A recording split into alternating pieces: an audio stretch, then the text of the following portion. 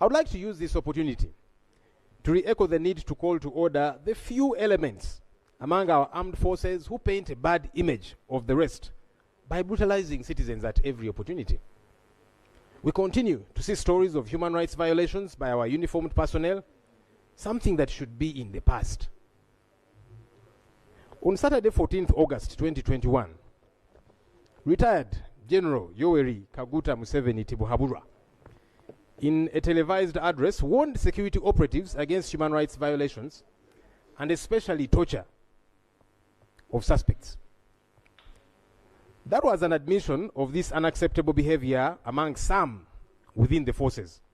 Unfortunately, this warning was not followed up by stern action against perpetrators of the same. Right Honorable Speaker, this criminal behavior continues to happen to citizens and especially supporters of the opposition and leaders too. Last week, my party leader, the Honorable Robert Kyagulanyi Ssentamu, was hit with a projectile by police and the military, causing an injury to his leg, only for police to say that he slid and fell as he entered his car. Stories upon stories of brutality have been told by suspects who get abducted using drones by plainclothes operatives, only for them to be produced in court with torture marks. In fact, some have been freed by courts because of that torture that was occasioned on them.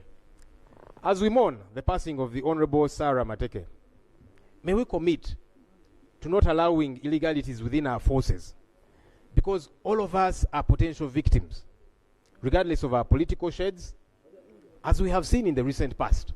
Right Honorable Speaker and colleagues.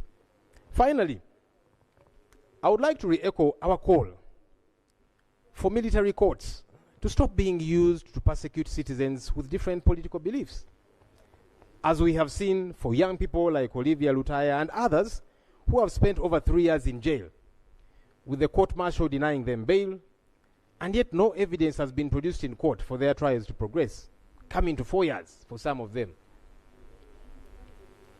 Right Honorable Speaker, this is not right.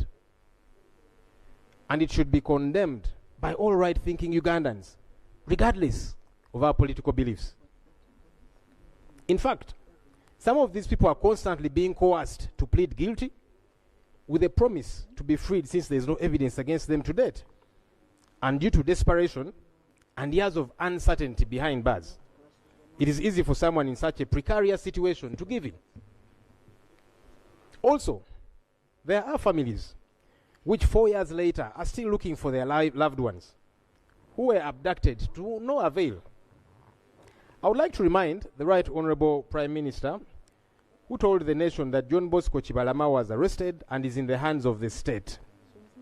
Madam Prime Minister, his family is still waiting on you to have him produced in court or freed to return to his loved ones. I say all of this for God and my country.